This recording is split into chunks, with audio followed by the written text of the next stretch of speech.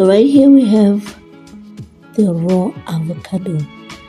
We just want to use it, enjoying the taste and its ripeness.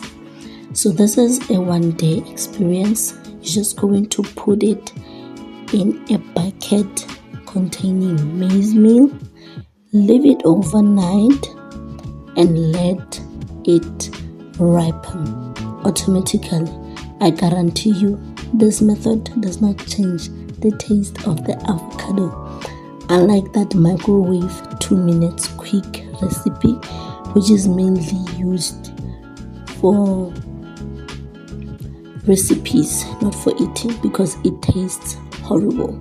It only makes it soft, but this one makes it soft, keeping the taste and making it more enjoyable than that one of the microwave. So this is our avocado overnight, and you just enjoy it.